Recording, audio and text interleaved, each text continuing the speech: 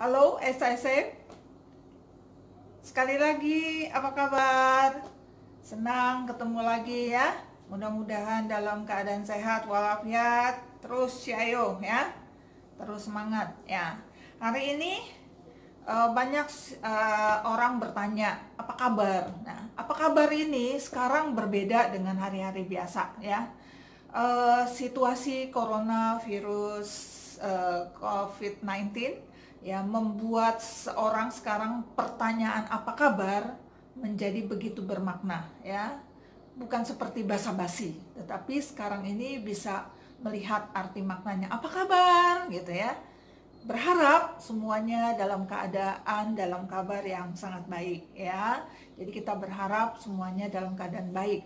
Nah, teman-teman sekalian, banyak orang bertanya tentang sekarang ini, tanya apa kabar ya. Apakah semuanya dalam keadaan sehat ya. Dan kalau ada yang terkena virus ataupun dicurigakan dan lain sebagainya, ya tetaplah kita terus berdoa kepada Tuhan, biarlah Tuhan yang memberikan kekuatan, pertolongan kepada mereka ya. Dan pertanyaan apa kabar ini sangat penting kepada mereka, dan juga melalui itu kita mendapatkan kabar sehingga kita boleh dapat sharing dan kita boleh dapat berdoa untuk mereka yang memerlukannya.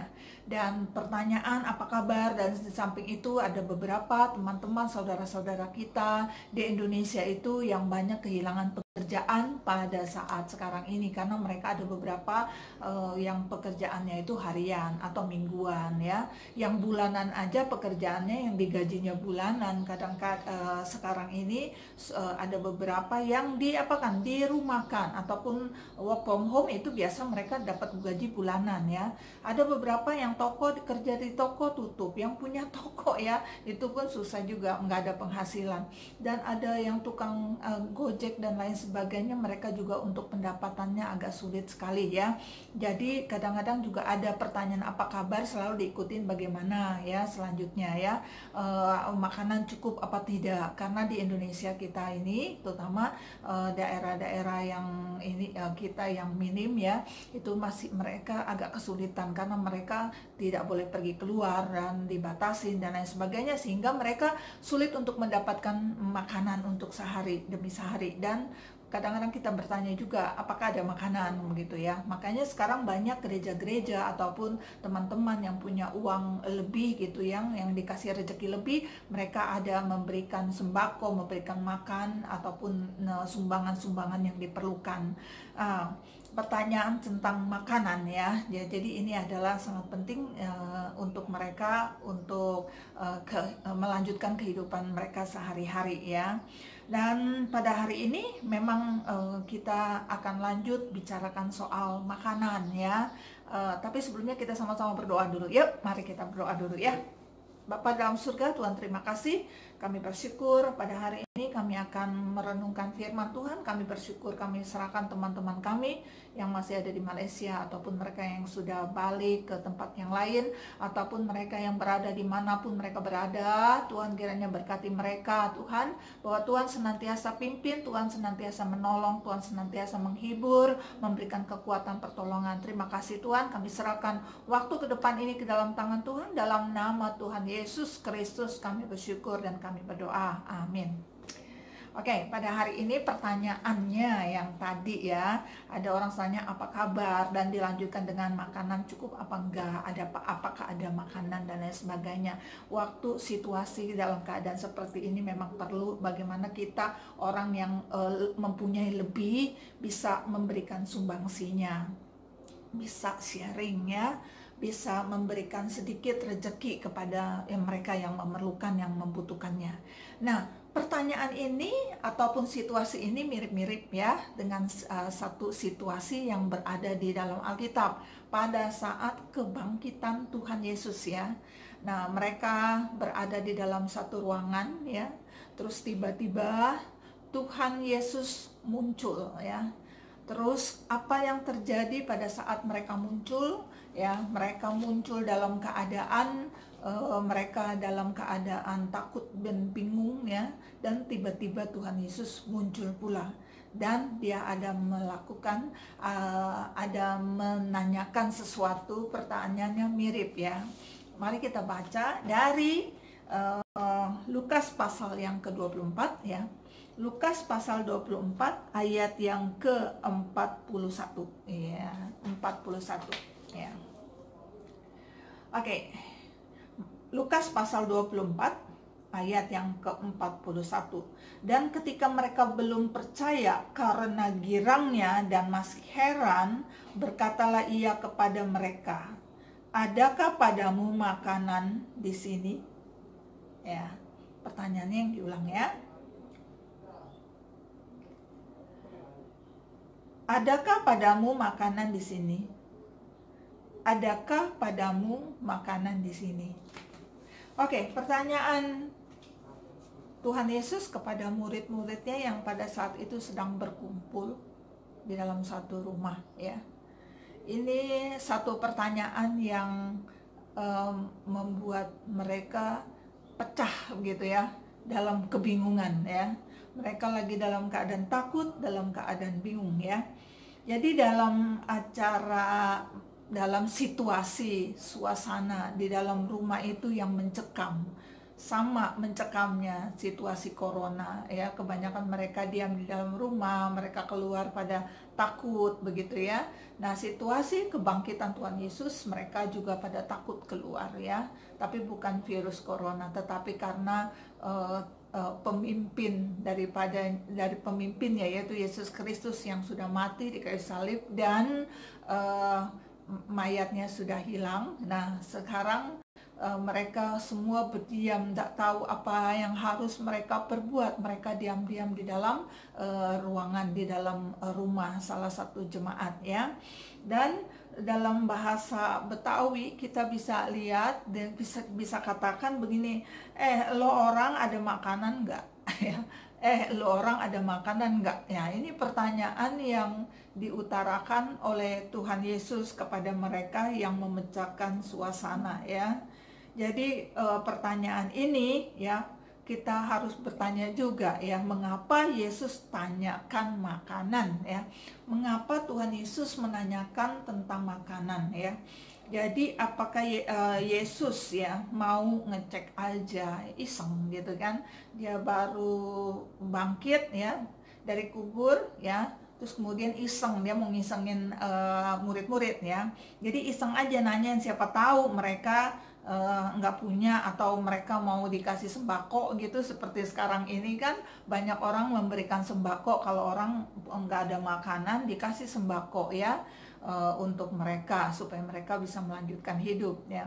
Apakah Tuhan Yesus bertanya kepada muridnya supaya mereka dicek apakah mereka punya makanan atau tidak ya?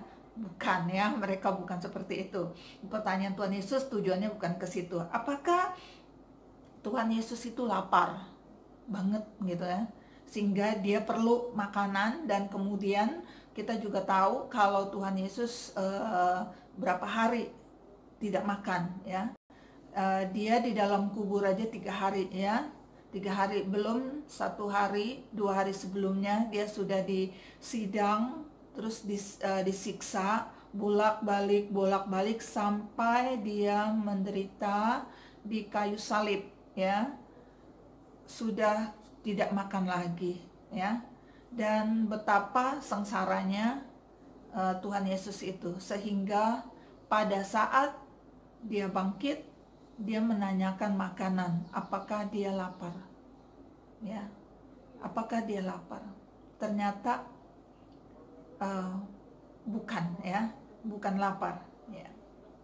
Terus apakah Yesus so akrab sama murid-murid ya? Dia memang akrab ya, tetapi apakah menunjukkan keakrabannya? Tanya dengan murid-murid masalah makanan. Biasa kalau kita akrab dengan teman kita datang ke rumahnya ya, kita tanya, lu punya makanan nggak? Aduh, gue lapar nih gitu ya. Ya, nanya kepada teman dekatnya. Ini menunjukkan sepertinya Tuhan Yesus gara-gara dia dekat ya, dia nanyakan makanan ya, karena keakrabannya ya. Tiga-tiga ini salah ya, bukan ya. Tetapi Tuhan Yesus ada sesuatu yang sangat spesial yang akan ditunjukkan kepada mereka, ya. Sesuatu yang sangat spesial, namanya juga spesial. Kalau beli nasi goreng spesial, ya berarti harganya lebih mahal, ya. Terus karena apa? Pakai telur begitu ya, itu spesial. Jadi sesuatu yang spesial adalah sesuatu yang istimewa. Jadi Tuhan Yesus minta makanan, cari makanan, ya. Apakah padamu adakah makanan padamu di sini, ya? Adakah padamu makanan di sini? Pertanyaan ini bahasa Indonesianya sangat baku, ya. Jadi kadang-kadang ibu rasanya susah nyebutinnya. Lebih enaknya gini ngomongnya orang Betawi, lu punya makanan gak ya? Gitu ya. Nah itu lebih gampang nyebutnya, ya. Ya, lu ada makanan gak sih? Gitu ya. Jadi ini adalah satu pertanyaan yang memecah gitu kan, ya, dari suasana mencekam begitu, ya. Dari suasana yang mencekam, mereka lagi kebingungan dan lain sebagainya. Mereka tuh dalam keadaan takut sebenarnya. Mereka takut sama pemerintahan Romawi, ya.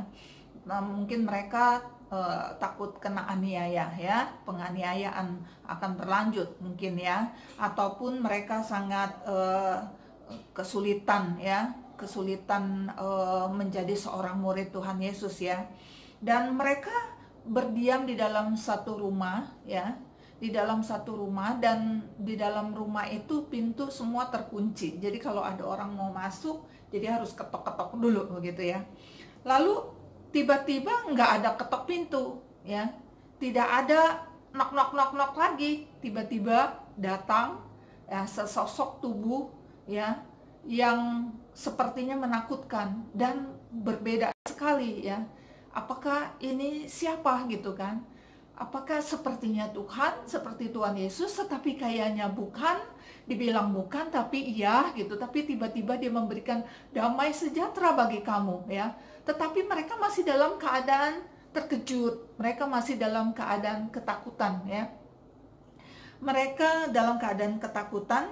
Jadi secara emosional, ya, kalau kita bisa tahu, ya, kalau keadaan kita dalam keadaan ketakutan bercampur aduk dengan segala macam permasalahan begitu, ya, itu kita bisa lihat itu beban berat, ya, jadi sangat susah sekali untuk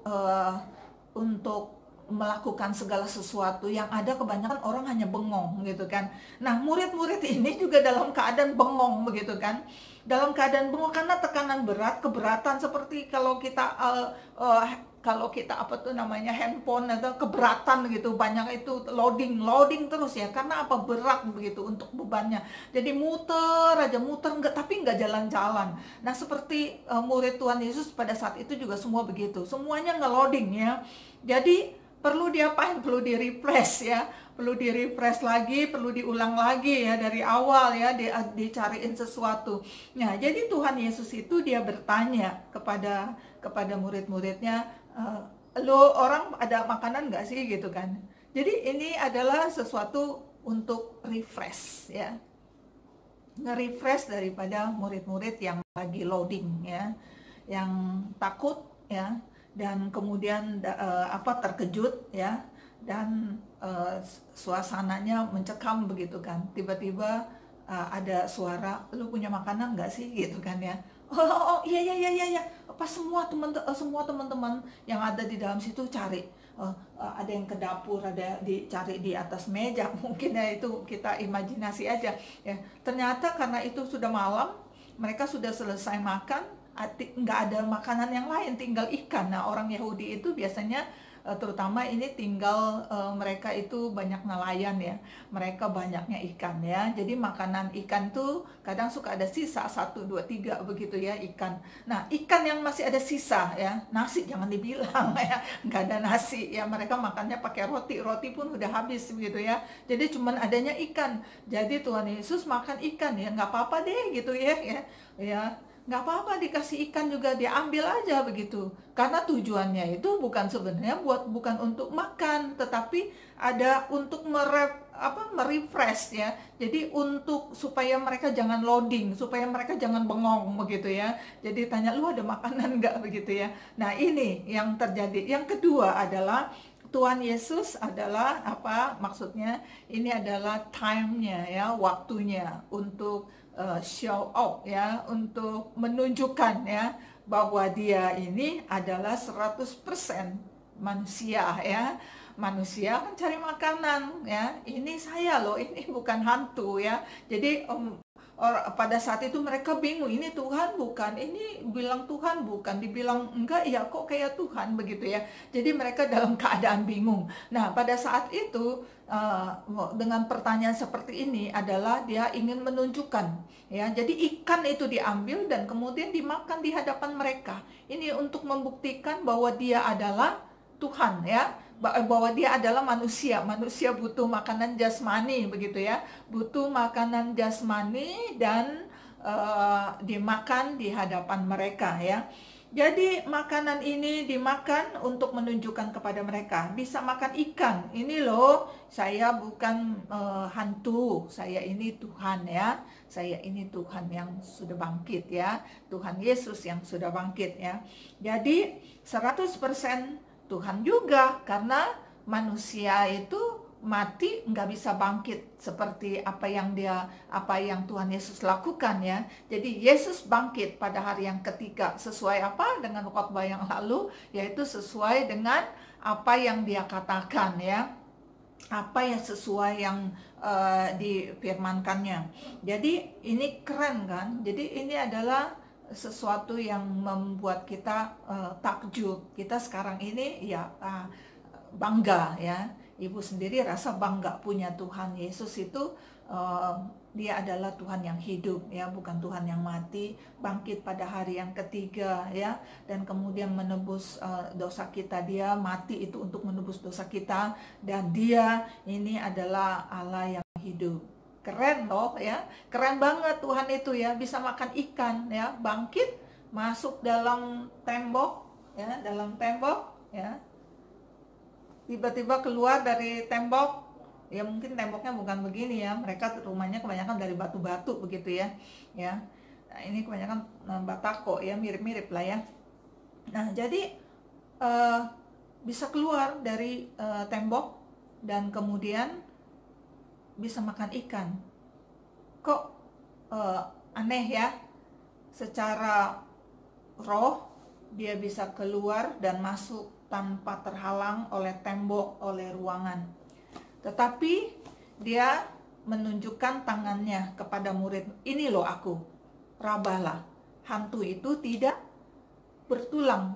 Jadi semua muridnya menjamah tangannya untuk ditouch, untuk dipegang sama murid-murid. Nah, ini keunikan Tuhan kita, yaitu Tuhan kita yang bangkit, dia berbentuk roh dan berbentuk manusia.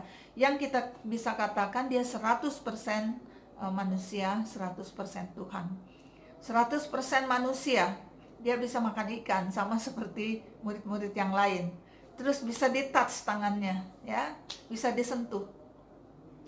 Dan 100% Tuhan, dia bisa menembus ya, dia karena dia bentuk, dia roh juga, karena dia 100% Tuhan.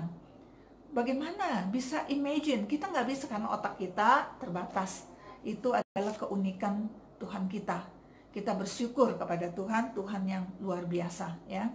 Nah, jadi yang ketiga ini adalah Tuhan Yesus memang care ya. Dia care, dia peduli ya. Minggu lalu tentang perjalanan ke Emmaus ya, dia care kepada dua muridnya. Disamperin, diladenin, dilakonin untuk si murid ini pulang ke Yerusalem, balik ke Yerusalem, kumpul bersama-sama ya kepada teman-temannya yang lain, bersama dengan murid-muridnya yang lain, dikumpulin ya. Jadi itu dalam rangka ngumpulin mereka ya. Nah sekarang dia berada di dalam satu ruangan, dia juga kita lihat sangat care. apa yang kita lihat caring dia, pedulinya dia kepada murid-murid, ya. Murid-murid dalam keadaan takut, ya kan, tadinya. Terus kemudian sesudah takut, terus mencekam gitu kan, nggak sulit keluar, ya, takutlah keluar, ya, bukan nggak bisa keluar, takut keluar. Dan kemudian di dalam mereka membicarakan tentang hal-hal yang terjadi situasinya. Terus pintu semua dikunci, ini keadaan sudah malam. Tiba-tiba, ya, sesosok tubuh keluar, yaitu Yesus, dalam keadaan mereka ketakutan. Dan kemudian di sini tandanya dia juga care kepada mereka, ya. Mereka pada saat mengambil minta makanan, ya, lu ada makanan nggak gitu, ya. Pada saat dikasih, ya, ini sebagai satu tanda care kepada mereka. Apanya care, ya? Ya, ini untuk menetralkan suasana, ya kan? Untuk menetralkan tadi, ya, menetralkan suasana sudah oke. Nah, jadi kalau sudah oke, kan gampang untuk ngomong, ya kan? Jadi kalau lagi terkejut, lagi ketakutan, lagi suasananya nggak enak, Tuhan Yesus mau ngomong apa juga susah ntar, ya. Jadi Tuhan Yesus itu care, jadi semuanya dinetralkan dulu, ya, didamaikan dulu. Makanya Tuhan juga bilang dari pertama, ya, damai sejahtera bagi kamu, begitu, ya. Nah, jadi perlu dinetralkan, ya. Suasana sudah netral, sudah oke. Nah, baru dia menyampaikan akan visi misi dia, ya. Makanya dia bilang ada lagu kan, ya, damai yang diberikan, ya. Itu lagunya lagu lama juga, ya. Ibu selalu nyanyinya lagu-lagu lama, ya.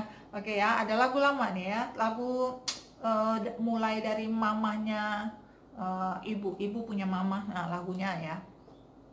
Damai yang diberikan sangat besar, damai yang jadikan hati gemar. Tuhan besertaku sepanjang jalanku, ku serahkan padanya, Yesus Tuhan.